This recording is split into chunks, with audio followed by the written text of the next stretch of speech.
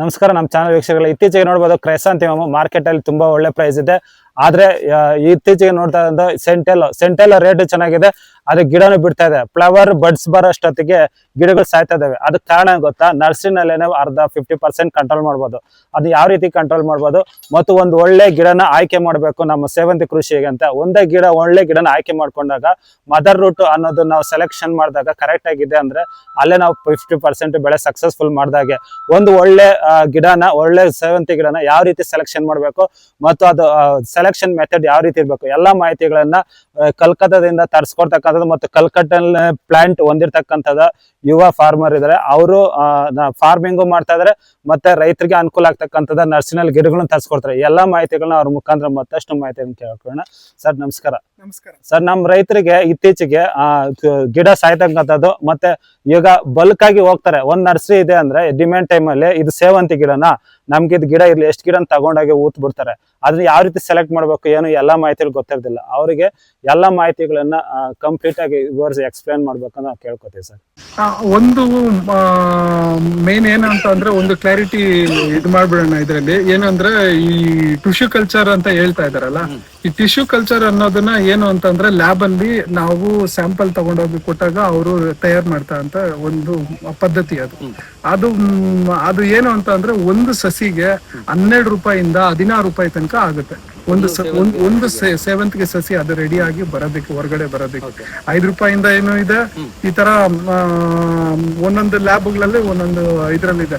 So ಎಲ್ಲಾರು ಇವಾಗ ಏನು ಅಂತ ಅಂದ್ರೆ ಟಿಶ್ಯೂ ಕಲ್ಚರ್ ಪ್ಲಾಂಟ್ ಕೊಡ್ತೀನಿ ಅಂತ ಅಂದ್ರೆ ನಿಜವಾಗೂ ಅದು ಟಿಶ್ಯೂ ಕಲ್ಚರ್ ಪ್ಲಾಂಟ್ ಅಲ್ಲ. ಅದನ್ನ ಅರ್ಥ ಮಾಡ್ಕೊಬೇಕು ಮೊದ್ಲು. ಅಷ್ಟು ಕಡಿಮೆ ಬೆಲೆಯಲ್ಲಿ ಇಲ್ಲ ಇದೆಲ್ಲ ಇಲ್ಲ. ಟಿಶ್ಯೂ ಕಲ್ಚರ್ ಅಂದ್ರೆ ಅದಕ್ಕೆ ನೀವು 12ರಿಂದ 16 ರೂಪಾಯಿ ಒಂದು ಸಸಿಗೆ ಖರ್ಚು ಮಾಡ್ಬೇಕಾಗುತ್ತೆ. ಅದನ್ನ ತಯಾರಾಗೋದಕ್ಕೆ 3 ತಿಂಗಳು ಬೇಕಾಗುತ್ತೆ. ಅದು 3 ತಿಂಗಳು ಬೇಕಾಗುತ್ತೆ. ಅದು ಕ್ಲಾರಿಟಿ ಇರ್ಲಿ, ಟಿಶ್ಯೂ ಕಲ್ಚರ್ ಅಂದ್ರೆ ಏನು ಮತ್ತೆ ಇದು ಈ ತರ ಅಂದ್ರೆ ಆ ಟಿಶ್ಯೂ ಕಲ್ಚರ್ ನ ಆ ಪ್ಲಾಂಟ್ ಏನಿರುತ್ತೆ ಅದನ್ನ ಕಲ್ಕತ್ತಾ ಕಳಿಸಿ ಅಲ್ಲಿ ಅದನ್ನ ಮಾಮೂಲಿ ಇವಾಗ ಏನು ನಾವು ತೋಟದಲ್ಲಿ ಸಸಿ ಹೇಗ್ ನಾಟಿ ಮಾಡ್ತಿರೋ ಆಗ ನಾಟಿ ಮಾಡಿಸಿ ಅದ್ರಲ್ಲಿಂದ ತೆಗಿಯೋ ಕಟ್ಟಿಂಗ್ ಅನ್ನ ನಾವು ಏನಂತ ಹೇಳ್ತಾ ಇದೀರಿ, ಟಿಶ್ಯೂ ಕಲ್ಚರ್ ಪ್ಲಾಂಟ್ ಇದು ಮದರ್ ಪ್ಲಾಂಟ್ ಕಟಿಂಗ್ಸ್ ಅಂತ ಹೇಳ್ತಾ ಇದೀರ ಹೊರತು ಟಿಶ್ಯೂ ಕಲ್ಚರ್ ಪ್ಲಾಂಟ್ ಇದು ಎಲ್ಲೂ ಆಗೋದಿಲ್ಲ. ಇದು ಯಾರು ಹೇಳಿದ್ರು ಇದು ಸತ್ಯ ಅಲ್ಲ. ಟಿಶ್ಯೂ ಕಲ್ಚರ್ ನಾರು ಅಂತಂದ್ರೆ ಅದು ಡೈರೆಕ್ಟ್ ನಿಮ್ಗೆ ಲ್ಯಾಬ್ ಅಲ್ಲೇ ಬರುತ್ತೆ. ಅದು ನಿಮ್ಗೆ ನಾನು ವಿಡಿಯೋ ಕಳಿಸ್ತೀನಿ, ನಿಮ್ಗೆ ಒಂದು ಫೋಟೋಸ್ ಕಳಿಸ್ತೀನಿ ಯಾವ ತರ ಇರುತ್ತೆ ವಿಡಿಯೋ, ಅದನ್ನ ನಿಮ್ಗೆ ಶೇರ್ ಮಾಡ್ತೀನಿ. ಅದು ಇದು ಏನೋ ಅದು ಸುಳ್ಳು ಮಾತು, ಏನೋ ಇಲ್ಲ. ಅದರಲ್ಲಿ ಬೆಳೆದಿರುವಂತ ಬೆಳೆನಲ್ಲಿ ಕಟಿಂಗ್ಸ್ ಮಾಡಿ ನಮಗೆ ಅದರಿಂದ ಬೆಳೆದಿರೋ ಅಂತ ಬೆಳೆನಲ್ಲಿ ಅದನ್ನ ಕಟಿಂಗ್ಸ್ ಮಾಡಿ ಇದ್ರಲ್ಲಿ ಅದ್ರ ಏನ್ ಕಟಿಂಗ್ಸ್ ತಗೊಂಡ್ಬರ್ತೀರೋ ಅದನ್ನ ಇಲ್ಲಿ ಇದ್ ಮಾಡ್ತಾ ಇದ್ವಿ.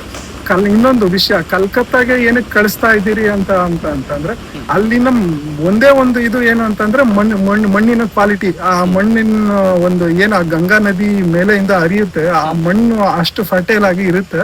ಅದರಿಂದ ಇವಾಗ ಏನಂತಂದ್ರೆ ತಾಯಿ ಯಾವಾಗ ಚೆನ್ನಾಗಿರುತ್ತೋ ಮಕ್ಕಳು ಚೆನ್ನಾಗಿರುತ್ತೆ ಅಂತ ಒಂದು ಇದರಲ್ಲಿ ಅಲ್ಲಿಂದ ಅದು ಇವಾಗ ರಾಯಕೋಟೆ ಇಲ್ಲೂ ಮಾಡ್ಕೋಬಹುದು, ಲೋಕಲ್ ಅಲ್ಲೂ ನಾವು ಮಾಡ್ಬೋದು. ಮದರ್ ಪ್ಲಾಂಟ್ಸ್ ಇಲ್ಲೂ ಮಾಡಿ ಒಳ್ಳೆ ಕ್ವಾಲಿಟಿ ತೆಗೆದು ಮಾಡಿರೋರು ತುಂಬಾ ಜನ ಇದ್ದಾರೆ, ಅದ್ರಲ್ಲಿ ಏನಿಲ್ಲ. ಬಟ್ ಏನಂತಂದ್ರೆ ಅಲ್ಲಿಂದ ಬರೋದು ಒಂದು ವಿಶೇಷತೆ ಏನಂತಂದ್ರೆ ಮಣ್ಣು ಕ್ವಾಲಿಟಿ ಆ ತರ ಇರುತ್ತೆ. ಆ ಒಂದು ಇವಾಗ ಏನೇ ಆಗ್ಲಿ, ಇವಾಗ ನೋಡಿ ಮಣ್ಣು ಸರಿ ಇಲ್ಲ ಅಂತಂದ್ರೆ ಒಂದ್ ಕಡೆ ಬೆಳೆ ಚೆನ್ನಾಗ್ ಬಂದಿರುತ್ತೆ, ಒಂದ್ ಕಡೆ ಬೆಳೆ ಚೆನ್ನಾಗ್ ತುಂಬಾ ಚೆನ್ನಾಗ್ ಬಂದಿರುತ್ತೆ, ಒಂದ್ ಕಡೆ ಬಂದಿರಲ್ಲ. ಈ ಮಣ್ಣಲ್ಲಿ ಹಲವಾರು ಇದಿದೆ. ಸರ್, ಈಗ ಸಾಯಿಲ್ ವಿಚಾರಕ್ಕೆ ಬಂದಾಗ ಈಗ ನಾವು ಸಿಮಿಲರ್ ಸಾಯಿಲ್ ಬರುತ್ತೆ. ಇವಾಗ ನಮ್ ಕಡೆ ಸುತ್ತಮುತ್ತ ಇವಾಗ ರಾಯಕೋಟೆ ಇದೆಲ್ಲ ಕಟಿಂಗ್ಸ್ ಇದೆಲ್ಲ ಬಂದು ಸಿಮಿಲರ್, ನಮ್ದೆಲ್ಲ ಒಂದೇ ತರ ವೆದರ್, ಸಾಯಿಲ್ ಎಲ್ಲ ಒಂದೇ ಇರುತ್ತೆ. ಸೇಮ್ ಸಾಯಿಲ್ ಅಲ್ಲಿ ಏನಾದ್ರು ರಿಪೀಟೆಡ್ ಆಗಿ ನಾವು ತಗೊಂಡು ಮಾಡ್ತಾ ಹೋಗ್ತಾ ಇದ್ರೆ ಕ್ವಾಲಿಟಿ ಕಡಿಮೆ ಬರುತ್ತೆ. ಹೌದು, ಕಡಿಮೆ ಆಗುತ್ತೆ. ಅದು ಇಲ್ಲೇ ಅಂತಲ್ಲ, ನಮ್ ಲೋಕಲ್ ಅಲ್ಲಿ ಇವಾಗ ರಾಯಕೋಟೆ, ಕೋಲಾರ, ಹೊಸಕೋಟೆ ಇಲ್ಲೇ ಅಂತಲ್ಲ, ಕಲ್ಕತ್ತಾನಲ್ಲೂ ಅಷ್ಟೇ. ನೀವು ಒಂದೇ ಭೂಮಿನಲ್ಲಿ ಮತ್ತೆ ಮತ್ತೆ ಅದನ್ನೇ ಮಾಡ್ತಾ ಇದ್ದೀನಿ ಅಂತಂದ್ರೆ ಅಲ್ಲೂ ಕ್ವಾಲಿಟಿ ಹೋಗುತ್ತೆ. ಅಲ್ಲೂನು ನಾವು ಬದಲಾಯಿಸ್ತಾ ಹೋಗ್ಬೇಕು ಜಮೀನನ್ನ. ನಾನು ಪದೇ ಇವಾಗ ಒಂದು ಬೆಳೆ ಇಟ್ಟಿದ್ದೀನಿ, ಆಯ್ತು 3 ತಿಂಗಳು ಆಯ್ತು, 3 ತಿಂಗಳು ಆದ್ಮೇಲೆ ಮತ್ತೆ ಅದ್ರಲ್ಲೇ ಇಡ್ತೀನಿ ಅಂತಂದ್ರೆ ಅದು ಬರೋದಿಲ್ಲ, ಕ್ವಾಲಿಟಿನೂ ಇದಾಗುತ್ತೆ. ಆ ಪ್ರಾಬ್ಲಮ್ ಬರುತ್ತೆ ಅದರಲ್ಲಿ. ಅಲ್ಲೂ ನಾವು ಜಾಗ ನೋಡಿ ಮತ್ತೆ ಏನು ಅಂತಂದ್ರೆ ಮಣ್ಣು ಅಲ್ಲಿ ತುಂಬಾ ಮಳೆ ತುಂಬಾ ಆಗುತ್ತೆ. ಒಂದು ಸೀಸನ್ ಇರುತ್ತೆ, ಈ ಈ ಆಗಸ್ಟ್ ಸೆಪ್ಟೆಂಬರ್ ಈ ಟೈಮಲ್ಲಿ ಅದೇನಂದ್ರೆ ಫುಲ್ ಫ್ಲಡ್ ಆಗಿ ಹೋಗ್ಬಿಡುತ್ತೆ, ಗಿಡದ ಮೇಲೆನೆ ಬಂದ್ಬಿಡುತ್ತೆ ನೀರು. ಆ ತರ ಏರಿಯಾಗಳು ಅವೆಲ್ಲ. ಆ ಟೈಮಲ್ಲಿ ಏನಾಗುತ್ತೆ ಅಂತಂದ್ರೆ ಪೂರ್ತಿ ಆ ಮಳೆ ಬೀಳೋ ಟೈಮ್ ಅಂತ ಇದ್ರಲ್ಲಿ ನಾವೇನಾದ್ರು ಕಟಿಂಗ್ಸ್ ಆ ತರ ಎಲ್ಲ ತೆಗ್ದಾಗ ಇಲ್ಲಿ ಯಾವುದೇ ತರದ ನಾರು ಇಲ್ಲಿ ಉಳಿಯಲ್ಲ. ಎಲ್ಲ ಸುಮಾರು ಸಲ ತಗೊಂಡ್ಬಂದು ಕಂಪ್ಲೀಟ್ ಆಗಿ ವ್ಯಾನಿಶ್ ಆಗೋಗ್ಬಿಟ್ಟು ನೋಡಿದೀರಿ ಸುಮಾರು ಸತಿ ಅದು. ಆ ರೀತಿ ತೊಂದರೆ ಅಲ್ಲಿ ನೆಂದಿರೋದು, ಜಾಸ್ತಿ ನೀರ್ ಕುಡಿದಿರೋಂತ ಸಸಿಗಳನ್ನ ಅಲ್ಲಿ ಕಟಿಂಗ್ಸ್ ತಗೊಂಡ್ಬಂದ್ರೆ ಇಲ್ಲಿ ಅದು ಹಾಕಕ್ ಆಗಲ್ಲ, ಹಾಕಿದ್ರೆ ನಿಲ್ಲದಿಲ್ಲ, ಅಲ್ಲಿ ಆ ತರ ಪ್ರಾಬ್ಲಮ್ ಆಗುತ್ತೆ. ಮತ್ತೆ ಇನ್ನೊಂದು ಕಲ್ಕತ್ತಾ ಸಸಿಗಳಲ್ಲಿ ಮತ್ತೆ ಇನ್ನೊಂದು ಏನ್ ಪ್ರಾಬ್ಲಮ್ ಆಗುತ್ತೆ ಅಂತಂದ್ರೆ ಅಲ್ಲೂ ಅಷ್ಟೇ ಲೈಟಿಂಗ್ ಅನ್ನೋದು ಮದರ್ ಪ್ಲಾಂಟ್ ಗೆ ತುಂಬಾ ಒಂದೇ ಇದ್ರಲ್ಲೇ ಇರ್ಬೇಕು.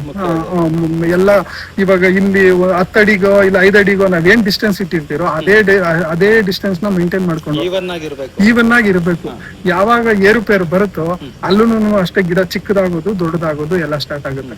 ಎಲ್ಲಿ ಲೈಟ್ ತುಂಬಾ ಕಡಿಮೆ ಇರುತ್ತೋ ಅದನ್ನ ಅಲ್ಲಿ ಏನ್ ಕಟ್ ಮಾಡ್ತಿರೋ, ಲೈಟ್ ಕಡಿಮೆ ಇರೋ ಜಾಗದಲ್ಲಿ ಏನ್ ಕಟ್ ಮಾಡ್ತಿರೋ ಅದೆಲ್ಲ ಬೇರೆ ತರ ಬೇಗನೆ ಮಗ್ಗು ಇಲ್ಲಿ ಹಾಕಿದ ತಕ್ಷಣ ನಾವು ತೋಟಕ್ಕೆ ರೈತರಿಗೆ ಕೊಡ್ತೀರಿ, ಅಲ್ಲೇ ಮಗ್ ಸ್ಟಾರ್ಟ್ ಆಗ್ಬಿಡುತ್ತೆ.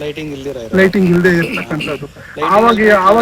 ಅವಾಗ ಏನ್ ಹೇಳ್ತಾರೆ ಅಂತಂದ್ರೆ ಇದು ಕ್ವಾಲಿಟಿ ಸರಿ ಇಲ್ಲ ಅಂತ ಎಲ್ಲ ಬರೋದು ಅದೇ ಇದ್ರಲ್ಲೇ ಬರೋದು ಇವೆಲ್ಲ.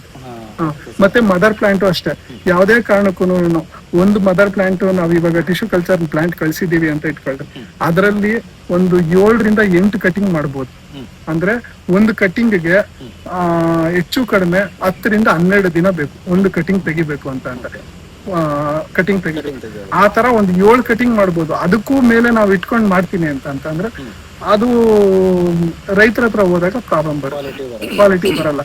ಈಗ ಹೇಗೆ ಒಂದು ಇವಾಗ ತಾಯಿಗೆ ವಯಸ್ಸಾಗ್ತಾ ಯಾವ ತರ ಇದಾಗುತ್ತೋ, ಏನು ಕಡಿಮೆ ಆಗುತ್ತೋ ಆ ತರ ಇರುತ್ತೆ. ಅದಕ್ಕೆ ಹೇಳೋದು, ತುಂಬಾ ಜನ ಕೇಳ್ತಾರೆ ಫಸ್ಟ್ ಮದರ್ ಕಟಿಂಗ್ ಬೇಕು ಅಂತ ಕೇಳ್ತಾರೆ. ಅದ್ಭುತವಾಗಿ ಆಗುತ್ತೆ. ಅದು ರಾಯಕೋಟೆನಲ್ಲೂ ಅದೇ ತರನೇ ಆಗುತ್ತೆ. First cutting, second cutting, third cutting ಏನು ಪ್ರಾಬ್ಲಮ್ ಆಗಲ್ಲ. ರಾಯಕೋಟೆನಲ್ಲೂ ಚೆನ್ನಾಗಿ ಬರುತ್ತೆ.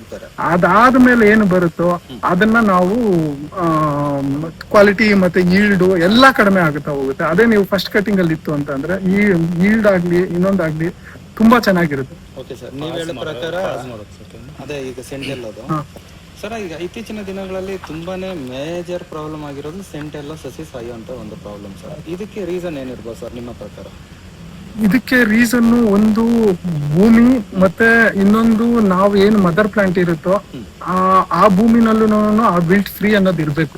ಆ ಮದರ್ ಪ್ಲಾಂಟ್ ನಾವ್ ಎಲ್ಲಿ ಇಟ್ಟಿರ್ತೀರೋ ಅದ್ರಲ್ಲೂ ವಿಲ್ಟ್ ಫ್ರೀ ಅನ್ನೋದು ಇರ್ಬೇಕು. ಅಲ್ಲೂ ಗಿಡ ಯಾವ್ದು ಸತ್ತಿರ್ಬಾರ್ದು, ಆ ಇದ್ರಲ್ಲೇ ಇರ್ಬೇಕು, ಕಂಡೀಷನ್ ಅಲ್ಲೇ ಇರ್ಬೇಕು. ಆವಾಗ ಅಲ್ಲಿ ಒಂದು 50% ಇರುತ್ತೆ. ನಮ್ ಭೂಮಿನಲ್ಲೂ ಏನಾದ್ರು ಆ ಇದು ಏನು ರೋಗ ಲಕ್ಷಣಗಳು ಏನಾದ್ರು ಇತ್ತು ಅಂತ ಅಂದ್ರೆ ಅದ್ರಲ್ಲಿ 3 ತರ ಬಿಲ್ಟ್ ಅಂತ, ಫಿಸೇರಿಯಂ ಬಿಲ್ಟು, ಈ ಫಂಗಸ್ ಇದಾಗುತ್ತೆ, ಅಟ್ಯಾಕ್ ಆಗುತ್ತೆ, ಈ ತರ ಇರುತ್ತೆ. ಸೊ ಇದು ಇವಾಗಿನ ಮಟ್ಟಕ್ಕೆ ಇವಾಗ ಕೆಲವೊಂದು ತುಂಬಾ ಏನು ಪ್ರಾಡಕ್ಟ್ಸ್ ಬರ್ತಾ ಇದೆ, ಪರವಾಗಿಲ್ಲ, ಒಂದ್ ಸ್ವಲ್ಪ ನಿಲ್ತಿದೆ, ಏನು ಅಂತ ಡ್ಯಾಮೇಜ್ ಅನ್ನೋದು ಏನು ಕ್ರಾಪ್ ಲಾಸ್ ಅನ್ನೋದು ಏನು ಇದಿಲ್ಲ, ಆ ತರ ಇದೆ. ಬಟ್ ಏನು ಅಂತ ಅಂದ್ರೆ ಮದರ್ ಪ್ಲಾಂಟ್ ಅಲ್ಲೇ ಮುಖ್ಯ ಇದು.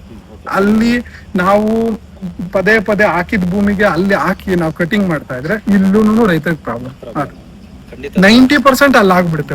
ಇಷ್ಟೊಂದು ಬ್ರೀಫ್ ಆಗಿ ಮಾಹಿತಿ ನಾನು ಇಲ್ಲಿ ತನಕ ನಾನು ನೋಡಿರ್ಲಿಲ್ಲ, ಬಟ್ ಇವತ್ತು ತುಂಬಾನೇ ಸಿಕ್ಕಿದೆ. ಈಗ ಸರ್